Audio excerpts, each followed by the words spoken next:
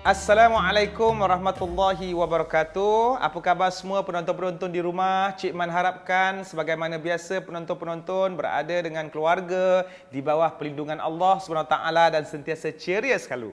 Baik, sekarang ini Cik Man ingin mengucapkan selamat datang kepada siapa yang mungkin baru saja menonton rancangan ini, mungkin tertanya-tanya rancangan apakah ini? Tak lain tak bukan, inilah rancangan yang menghimpunkan pelbagai jawapan untuk semua ataupun kebanyakan soalan-soalan daripada netizen ataupun masyarakat, iaitu jawapan panel Cik Man. Kau tanya je, insya-Allah Cik Man jawab. Dan sekarang ini kita berada dalam minggu yang temanya berkenaan dengan rukun Islam, dan untuk topik hari ini kita akan membincangkan tentang puasa. Tapi sebelum Cik Man pokpet bercerabih lebih banyak lagi tentang puasa, sebagaimana biasa, jom kita saksikan video ini. عن أبي عبد الرحمن عبد الله بن عمر بن الخطاب رضي الله عنهما قال: سمعت رسول الله صلى الله عليه وسلم يقول: بني الإسلام على 5: شهادة أن لا إله إلا الله وأن محمد رسول الله، وإقام الصلاة، وإيتاء الزكاة، وحج البيت، وصوم رمضان. رواه البخاري ومسلم. Itu dia tadi video ataupun keratan yang menceritakan tentang puasa lah, di mana suasana ketika berpuasa. Jadi kalau nak cerita pasal video itu saja pun banyak persoalan-persoalan yang ditimbulkan, termasuk juga yang ada dalam simpanan Cik Man ini, soalan-soalan daripada netizen. Ada soalan pelik, apa hukumnya tak angkat tangan waktu nak tanya soalan dalam kelas? Dia orang ni kalau nak sorry dik, saya tak ambil order. Oh, Cik Man, saya nak tanya soalan. Oh, soalan. Okey. Kau dah lama di situ, Cik Man tak perasan pun. Oh, sama sekali lah dengan yang tadi soalan sebelum ni. Okey, apa dia soalan? Macam ni, benda ni pernah jadi kat saya. Jadi, saya dah pernah makan, lepas tu tengok jam, dah masuk waktu. Tapi baru azan. Macam mana tu, Cik Man? Macam-macam hal. Alright, itu dia soalan daripada Syahiran. Sempat saya tadi berburak-burak dengan dia sekejap kan, tapi tak ada kesempatan nak berbual berkenaan dengan puasa. Soalannya berbunyi begini. Kalau saya sedang berpuasa di bulan Ramadan, kemudian saya yakin dah masuk waktu dan saya pun menghadapi juadah berbuka puasa lah, tengah melantak, tiba baru azan berkumandang. Jadi macam mana ni Cik Man? Batal ke tidak puasa saya? Jadi kita kena faham konsep puasa, perkara yang macam mana boleh jadi batal dan seumpamanya. Antara perkara yang menjadi rukun puasa ialah dia ada dua yang asas. Yang pertama niat, dan yang keduanya ialah menahan diri daripada makan dan minum serta perkara-perkara yang membatalkan puasa. Itu kita kena cari sendirilah, kita kena faham sendiri, seperti bersetubuh dan yang sewaktu dengannya daripada terbit fajar sehinggalah terbenam matahari. Dan kemudian bila dah terbenam matahari itu memang waktu yang confirm masuk waktu maghrib. So kita boleh makan ketika dah masuk waktu maghrib. Jadi waktu yang dibenarkan untuk berbuka puasa ialah bila dah masuknya waktu maghrib. Sekarang ni tanya azan berkumandang. Jadi ini dua perkara yang berbeza. Masuk waktu maghrib belum tentu ada orang azan, sebab tanda-tanda yang membuatkan kita tahu maghrib dah masuk ialah daripada alam semula jadi adanya mega-mega merah dekat kaki langit kan. Barangkali tak ada orang yang azan sebab kita dekat dalam hutan. Jadi azan ataupun tidak itu bukan kayu ukur yang utama. Cuma dalam Islam, memang Islam memberikan suatu orang kata sistem, bila masuk waktu azan ada Bilal ataupun ada muazzin yang tukang ban kat masjid ataupun dekat surau. Tapi kebetulan pada hari itu mungkin Bilal demam, ataupun hari itu mungkin ada Bilal terlupa ke contohnya, ataupun jam tersalah kan. Sepatutnya dia azan 5 minit yang tadi, tiba-tiba pula lambat pula jarum jam, 5 minit kemudian baru dia azan. Sedangkan orang yang makan di rumah itu memang dah yakin betul-betul azan sudah waktu berbuka memang sudah masuk. Waktu berbuka itu bergantung kepada mega merah tadi ataupun keadaan alam yang kita tengok. Itu memang konsisten. Dia tidak akan berubah. Matahari dan bulan tak akan cuti sampailah kiamat. Yang cuti ini yang mungkin terlupa manusia yang bertugas sebagai Bilal ataupun muazzin. Jadi kalau seseorang itu yakin memang dah masuk waktu, mungkin ada petanda-petanda yang lain sebab azan dekat dia punya handset, kemudian dalam TV, kebetulan pula dia duduk Kuala Lumpur dan azan dalam TV kan sekarang masuknya waktu maghrib bagi kawasan wilayah persekutuan. So itu antara tanda-tanda yang meyakinkan dia. Cuma kebetulan pada hari itu surau sebelah rumah dia pula Bilalnya lambat datang. Maka kalau yakin dah masuk waktu, tidak ada masalah, dia beramal dengan keyakinannya, maka puasanya adalah sah sebab tanda-tanda yang menyebabkan dia yakin itu tadi. Jadi tak ada masalah sebenarnya dengan situasi yang dialami oleh Syahiran.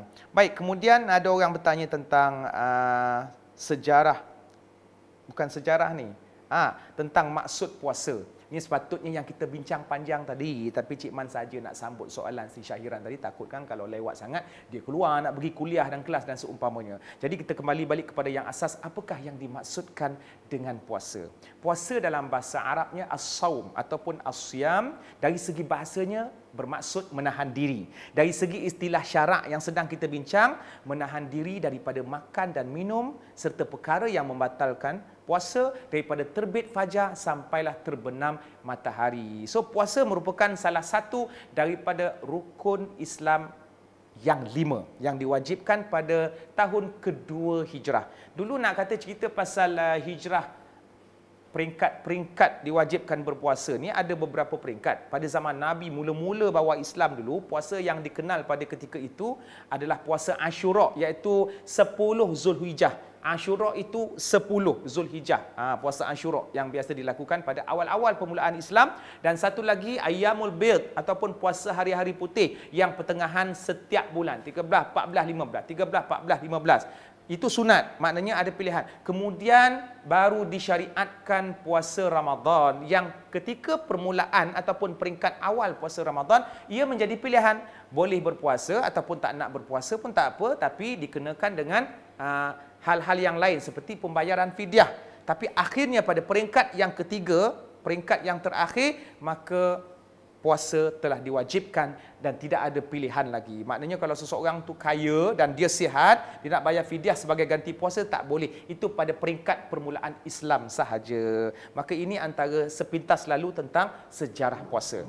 Dan kita juga ada soalan lain daripada netizen, iaitu berkenaan dengan Cik Man, apakah syarat wajib puasa? Tapi sebelum Cik Man jawab soalan itu, Cik Man nak telan air liur dulu. Kita berhenti rehat seketika, kembali selepas ini dalam rancangan Jawapan Panas Cik Man.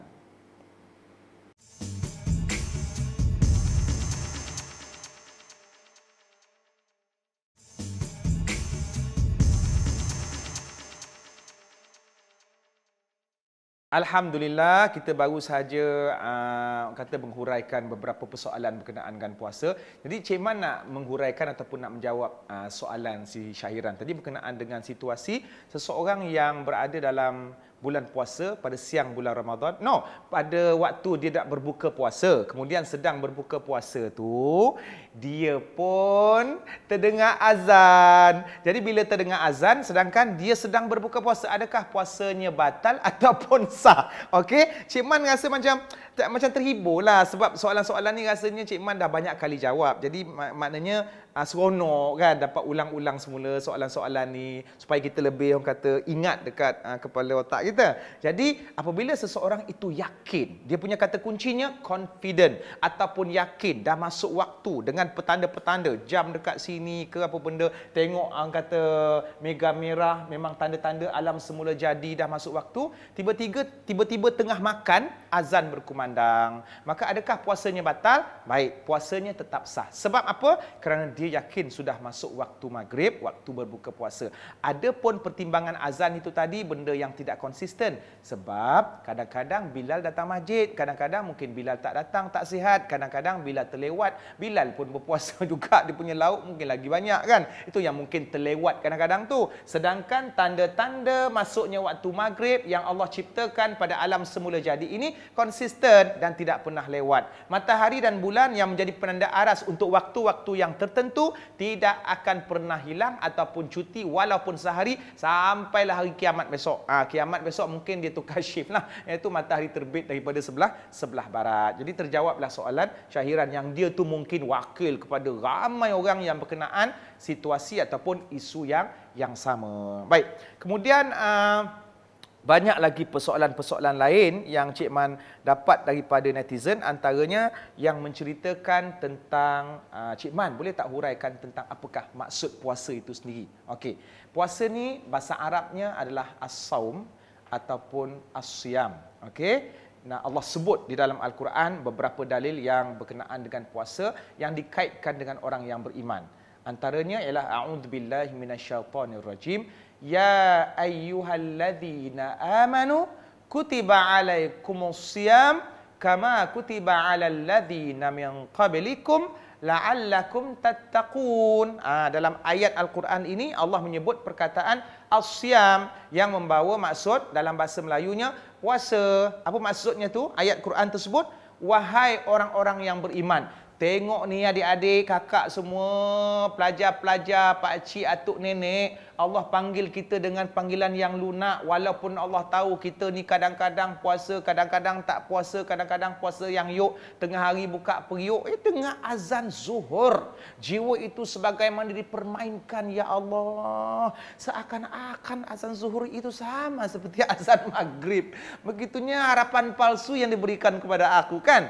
Boleh tak buka puasa sebab dia lebih kurang sama je dengan azan maghrib. Sebab tu kita kena menuntut ilmu. Maka Allah panggil kita dengan panggilan yang cukup lunak walaupun kita banyak buat dosa berkenaan dengan puasa. Hei orang-orang yang beriman. Allah tak ada pun panggil hei berdebah, hei orang yang kejap puasa, kejap tak puasa. Ini betapa bahasa Allah itu sangat lunak dan sangat hikmah memujuk kita supaya kita bersemangat untuk melaksanakan kewajipan yang merupakan salah satu daripada rukun Islam yang 5 ini. Jadi maksud ayat itu, wahai orang-orang yang beriman, diwajibkan ke atas kamu berpuasa sebagaimana diwajibkan ke atas umat sebelum kamu.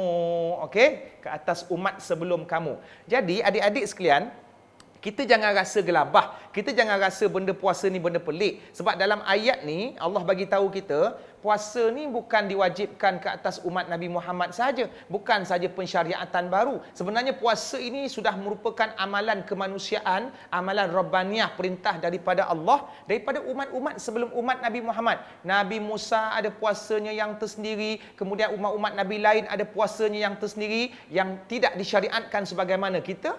Maka kita ada pensyariatan lain di bawah apa yang disampaikan oleh Nabi Muhammad sallallahu alaihi wasallam, Nabi akhir zaman. Jadi nak katanya apa yang kita faham daripada ayat ni, puasa ni bukanlah benda baru. Jadi tak payah terperanjat. Orang-orang manusia zaman dulu boleh berpuasa, maka kita pun boleh berpuasa. Orang zaman dulu puasa tak ada yang mati, maka kita berpuasa tidak ada yang mati. Sebab tu Allah sebut kutiba alaikumusiyam, diwajibkan kepada kamu berpuasa sebagaimana pernah diwajibkan kepada umat-umat sebelum kamu.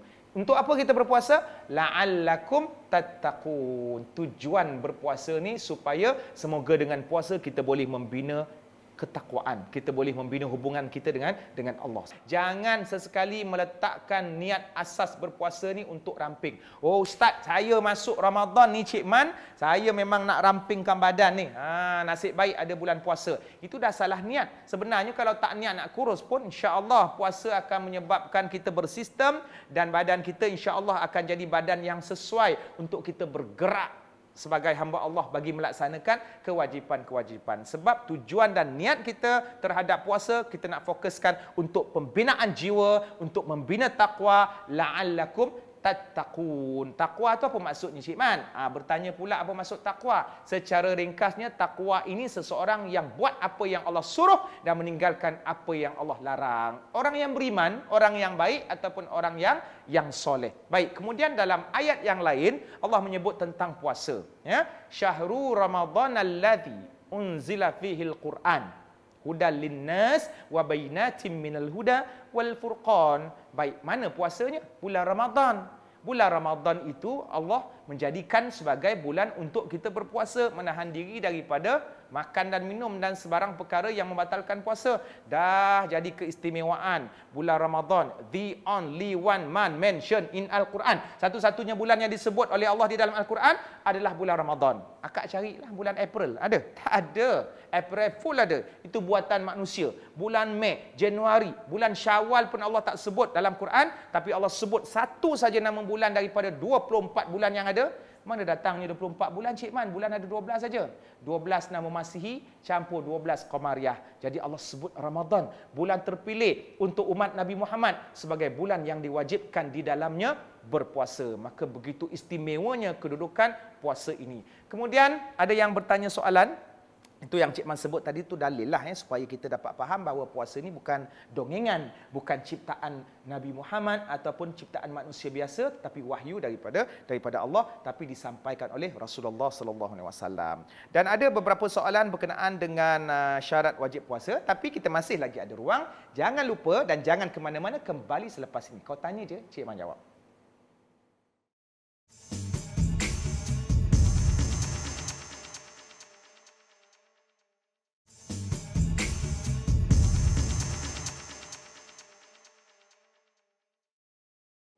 Alhamdulillah, kembali dalam rancangan Jawapan Panas Cik Man. Kau tanya je, insya-Allah Cik Man akan jawab. Okey, jadi untuk blok yang terakhir ni, kita masih lagi mengutip ataupun kita tengok-tengok soalan-soalan yang ditanya oleh netizen.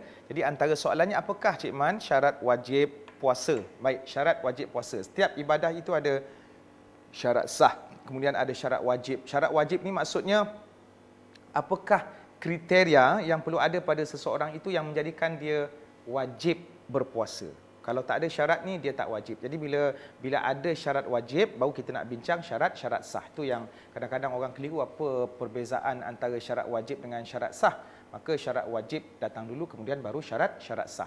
Jadi antara syarat yang diwajibkan, yang mewajibkan seseorang itu berpuasa, sudah pastilah seseorang itu mesti beragama Islam. Kerana puasa ini ditujukan khas kepada orang Islam. Maknanya taklif, pembebanan yang diperintahkan Allah kepada yang Islam. Sebab tu Allah sebut dalam ayat Al-Quran, a'udzubillahi minasyaitonirrajim, ya ayyuhalladzina amanu, wahai orang-orang yang beriman. Orang beriman ini sudah pastinya seorang yang muslim, yang bertauhid, yang mengucap 2 kalimah syahadah, yang melaksanakan solat, dan seterusnya diberikan kewajipan untuk berpuasa. Jadi syarat yang pertama, dia mesti seorang muslim, ada lelaki ataupun perempuan. Kemudian yang keduanya, dia mesti berakal. Dia tak ting-tong, kemudian dia tak ke haid dan seumpamanya. Maksudnya tak gila lah. Itu istilah-istilah saja je Cik Man nak sebut kan. Budak-budak moden sekarang ni macam-macam istilah. Jadi dia tidak gila, mempunyai akal yang waras supaya dia faham. Salah satu daripada syarat pembebanan ataupun taklif daripada Allah ialah dia mesti orang yang berakal. Dia faham apa yang Allah perintahkan kepada dia supaya dia dapat melaksanakan ibadah tersebut dengan baik. Bayangkan kalau orang yang tak ada akal ataupun dia tidak waras melaksanakan solat. Macam mana solat pun kita tak tahu. Zuhur jadi 2 rakaat, sembahyang subuh jadi sembahyang tarawih contohnya. Kita tak boleh marah dia sebab dia tidak ada akal. Maka dekat situlah konsep tidak wajib itu sangat sesuai dan relevan. Kemudian begitu juga dengan puasa. Dia mesti faham waktu bila tak boleh makan, waktu bila boleh makan. Tiba-tiba pula dia tak berakal, memang sepanjang hari waktu siang dia makan, waktu malam pula dia tak makan. Jadi syarat wajib yang kedua ini, dia mesti seorang muslim dan juga berakal. Kerana ada orang muslim yang tidak berakal. Jadi orang gila, kalau dia tak puasa, maka dia tidak berdosa. Jadi Cik Man nak pesan pada adik-adik dekat luar sana, kalau ada di kalangan adik-beradik kita ataupun kawan-kawan kita yang pergi sekolah, tiba-tiba bulan Ramadan, waktu rehat dia pun duduk sekali makan, jangan buruk sangka, jangan marah dia. Kita baik sangka saja, mungkin dia gila. Baik, kemudian seterusnya, syarat wajib yang seterusnya ialah dia sudah akil baligh. Jadi kanak-kanak kecil kalau tak puasa, tidak berdosa. Tapi bila dah tingkatan 6, umur dah 20, 21, kunyah aiskrim depan, yang tu memang masalah. Kecuali kalau perempuan lah. Perempuan tu kalau dia datang bulan, kemudian haid dan seumpamanya, dia wajib. Bukan wajib, dia boleh tidak berpuasa. Cuma Cik Man nak pesan dalam kepada golongan wanita yang ialah mentang-mentanglah Allah dah bagi dia diskaun untuk tidak berpuasa, boleh buka puasa. Janganlah dia open table tengah-tengah hari buta tu depan orang kan, sate kajang 20 cucuk, kemudian fresh orange dengan air lemonade 5 cucuk dekat tepi, sedangkan orang yang lalu lalang, orang pejabat keluar masuk office apa semua, yang angkat barang, yang kontraktor apa semua tu, tengok je dia mengunyah sate dengan lidi-lidi tu sekali. Cucuk biji mata tukarang kan. Jadi tolong hormat pada siang bulan Ramadan orang lain yang berpuasa. Anda dibenarkan untuk tidak berpuasa, bukan bermaksud anda bebas makan dan menunjuk-nunjuk depan orang yang tidak berpuasa. Itu sebagai satu penghormatan. Tapi kami boleh makan, sorok-sorok masuk dalam bilik. Kau ambil grup-grup kau yang jadi astronomi tu je, yang pergi ke bulan tu. Jangan nak tunjukkan pada orang lain yang sedang berjuang, berusaha bersungguh-sungguh untuk mempertahankan puasa mereka. Jadi itu sekadar sepintas lalulah, sebab kadang-kadang Cik Man takut terlupa, ada juga yang bertanya benda tu. Kemudian seterusnya dia tidak ada uzur-uzur yang lain lah, seperti sakit, kemudian perkara-perkara yang membolehkan dia membatalkan puasa ataupun buka puasa ataupun tidak berpuasa. Contohnya seperti dia bermusafir. Antara rukhsah ataupun diskaun yang diberikan Allah ialah orang yang bermusafir boleh untuk tidak berpuasa.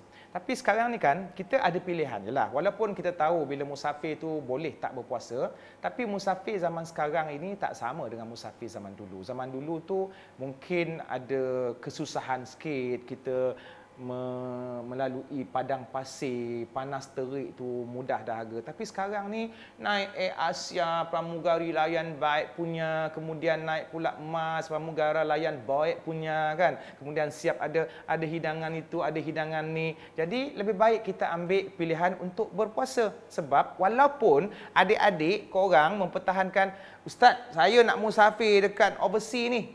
Jadi saya boleh buka puasa kan? Tak berdosa kan? Betul. Korang jangan lupa, walaupun korang boleh buka puasa dengan alasan musafir dalam keadaan yang selesa tu, tapi korang tetap diwajibkan untuk mengqada ataupun menggantikan puasa pada bulan selepas puasa, pada hari yang korang terpaksa ganti puasa, dan ketika itu kau menyaksikan orang lain yang sudah sempurna puasanya pada bulan Ramadan, boleh makan dan minum pada siang hari tersebut yang bukan bulan Ramadan. Jadi waktu tu nanti akan teruji keimanan kita. Tapi apapun pilihan di tangan anda. Rasa selesa duduk dalam flight, aircon, kemudian baring dengan tempat yang enak dan seumpamanya, maka mempertahankan puasa itu mungkin lebih tepat. Kemudian Cik Man nak kongsi juga soalan-soalan yang lain sepintas lalu. Sebenarnya banyak. Iaitu bila kita nak bincang pasal perkara-perkara yang membatalkan puasa ni, banyak sebenarnya. Tapi setakat mana yang sempat nak Cik Man kongsi di sini soalan, Cik Man, adakah makan dan minum dengan tidak sengaja ataupun seseorang itu terlupa maka menyebabkan puasanya terbatal? Baik. Kita faham antara perkara yang dimaafkan Allah adalah tidak sengaja ataupun dalam bahasa kitanya termakan pada siang bulan Ramadan, terminum pada siang bulan Ramadan. Itu biasalah. Baru masuk sehari dua bulan Ramadan, dia terbawa-bawa perangai ketika sebelum datang Ramadan. Boleh makan siang, boleh makan siang. Sebab mungkin sebelum tu dia tak biasa puasa yang pada bulan Syakban itu. Kan Nabi paling banyak berpuasa selain daripada bulan Ramadan, bulan Syakban. Itu mungkin sebagai preparation ataupun warm up untuk menghadapi bulan Ramadan. Jadi bagi siapa yang termakan tak sengaja pada bulan Ramadan siang hari, maka puasanya tidak batal. 2-3 hari awal Ramadan tu tersilap tu perkara biasalah. Tapi kadang-kadang Cik Man pelik juga. Dah masuk dekat nak raya, masuk minggu keempat pun juga tu. Bila tengok tu pelik juga, sanksi pun ada. 3 pinggan kan. Kadang siap pesan dengan kawan itu. Kalau kau nampak aku termakan siang bulan Ramadan, kau jangan tegur. Biar aku makan 1 pinggan ataupun tambah baru kau tegur kan. Itu rezeki yang Allah berikan pada aku. Tapi kalau dia jujur dengan keterlupaan itu, maka dimaafkan Allah. Puasanya tetap sah dan tidak perlu dia ganti pada hari-hari yang lain selepas Ramadan. Okey, alhamdulillah. Setakat itu yang mampu Cik Man kongsikan sedikit sebanyak berkenaan dengan Ramadan. Jadi Cik Man nak pesan pada diri sendiri dan juga kepada penonton-penonton sekalian, semoga kita mengambil iktibar ataupun mengambil pengajaran serta input yang menarik apa yang Cik Man sampaikan ini. Mana yang tak cukup itu boleh search ataupun boleh buat kajian sendiri dengan talaqi, mendengar kuliah-kuliah, dengan membaca buku-buku dan kitab-kitab, insya-Allah ilmu kita bertambah. Sehingga kita jumpa lagi pada ruang yang akan datang dalam rancangan Jawapan Pandai Cik Man. Kau tanya je, insya-Allah Cik Man jawab. Jumpa lagi. Assalamualaikum.